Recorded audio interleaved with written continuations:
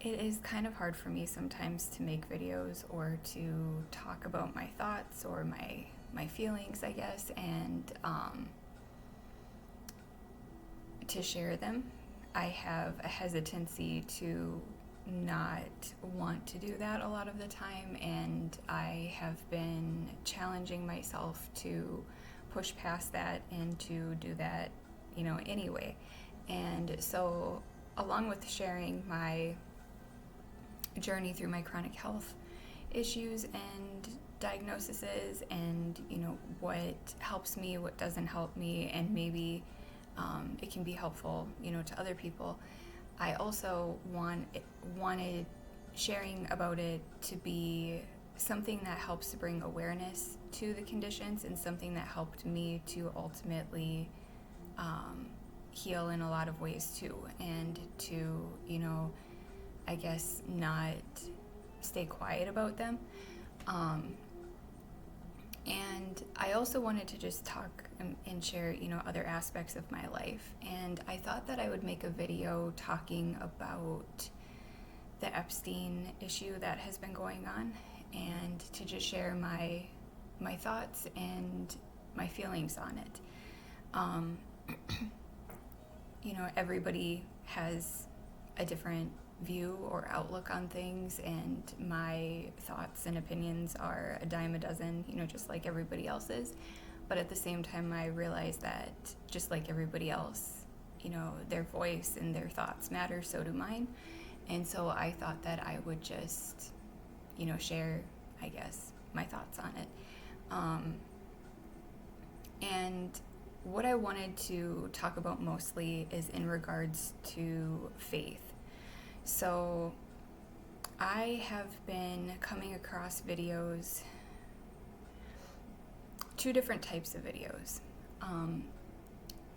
There are some that are videos of people who are Christian or from my faith, which is Catholic, claiming that we shouldn't be looking too much into things in regards to the Epstein situation and the files and all of that, because it's too evil, it's too gruesome. And that in some instances I've heard that it's actually wrong or sinful to look at the files, that some people are going to even go to confession over looking at the files.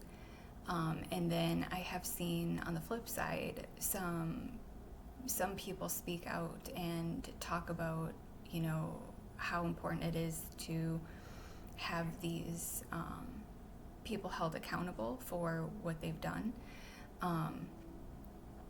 But then at the same time, I think use that as an opportunity to really hone in on Jesus's life and suffering, and his crucifixion, and when he was hanging on the cross, and how he said, "Father, forgive them, for they know not what they do." And even talking about loving your enemies and loving people who do things like this. I thought that I would just share my perspective on it all. I am a survivor of some pretty horrific childhood abuse.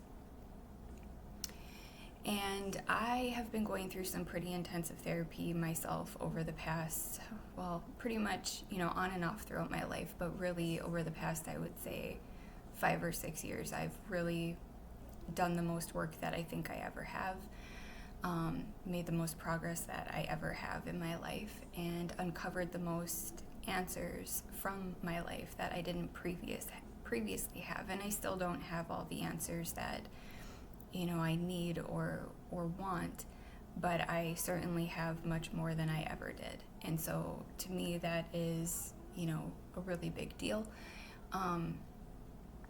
But it was it's been interesting, it's been triggering to hear all of this stuff in the news, and there's this part of me that wants to turn away from it because it is so triggering emotionally. It is just, and it's not so much the things that are in the files, it's not so much, the fact that this stuff is actually real or exists. The triggering part is the response to it from a lot of people, particularly people of faith. And I just wanted to kind of talk about how important I think it is to not turn away when it's uncomfortable, when it is hard to, really sit with these things, because that is how they continue. That is how they are out there happening, is because people would rather pretend that it's not happening or not think about it, or take some kind of like a toxic positivity approach to things where you don't really want to sit with it for too long, and you want to move on, and you want to look at something positive. But the reality is that these survivors, while they might find healing in their lives, they might be able to still find things that they can enjoy in life and things like that. They will always be fundamentally changed and affected from what they experienced. And I think the frustrating part to me is there are so many Christians who are just shouting from the rooftops how important it is to be pro-life, how important it is to save the babies, and that life matters, and that that abortion is wrong. But in the same breath, they either support people who perpetrated these just horrific abuses onto women and children. They excuse it, they downplay it, they turn away from it, or if they don't do that, then they try to find a way or an excuse to look away from it by maybe claiming that it's immoral to look at it, it's immoral to dig too much into it. And to me, that's really frustrating, because you can't claim to be pro-life and to support life and to want life for these babies if you are going to turn a blind eye to children and babies and little girls being, and some boys as well, being horrifically abused, and not wanting there to be some kind of accountability or some kind of justice. And it's just frustrating, I think, to me, because you look at the church and there's so much corruption within the church as well. I mean, there's so many, and not just in the Catholic faith, and so many different denominations as well, where there is abuse and sexual abuse, and it is sad how it seems to be a place where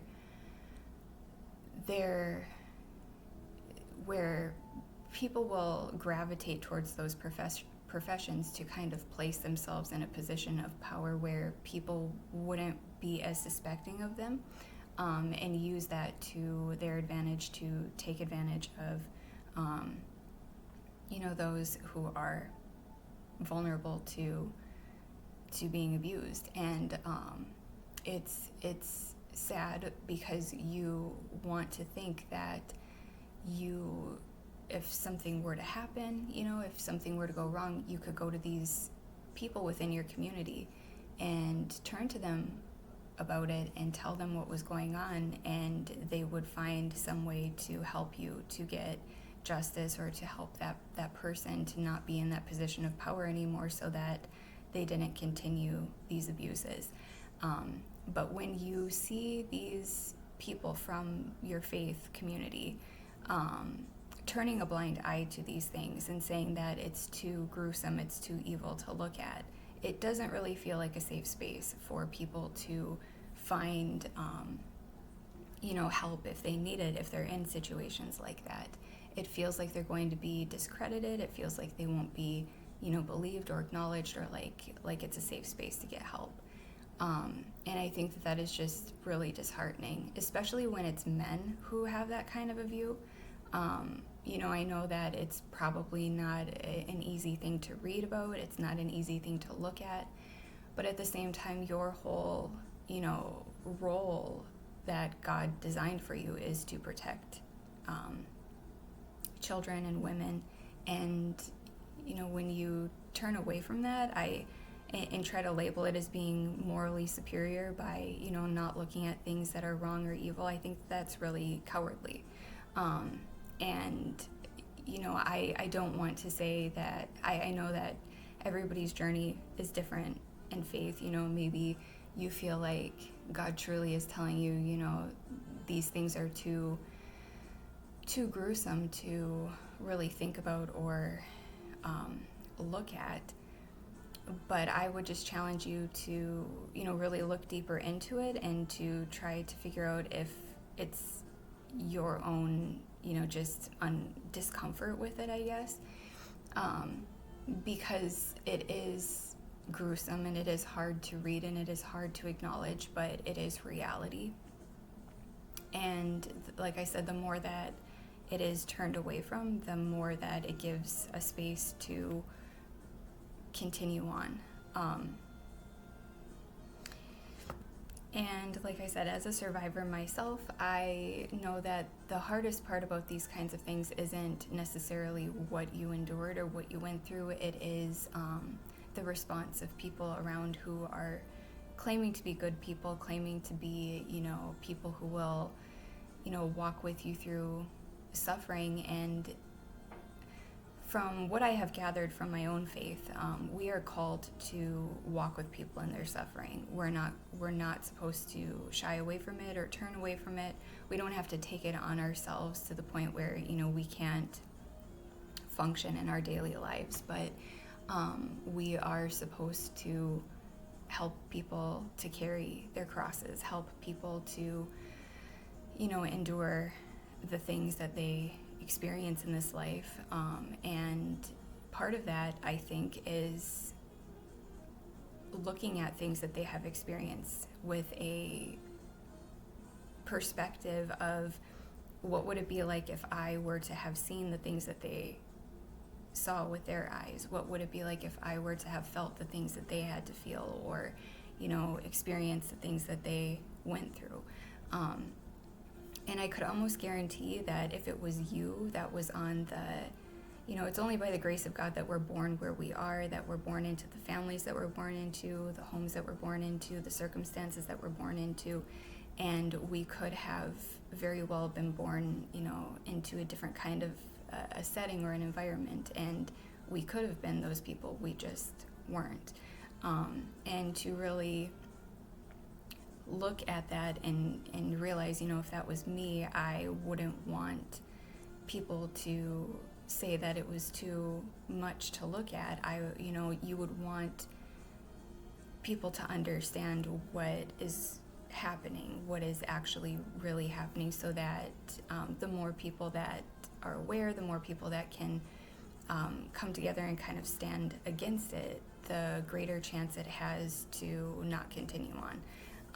And then, just if it were to be your daughter, your mother, your sister, I would think that you would not want people to have that kind of a reaction.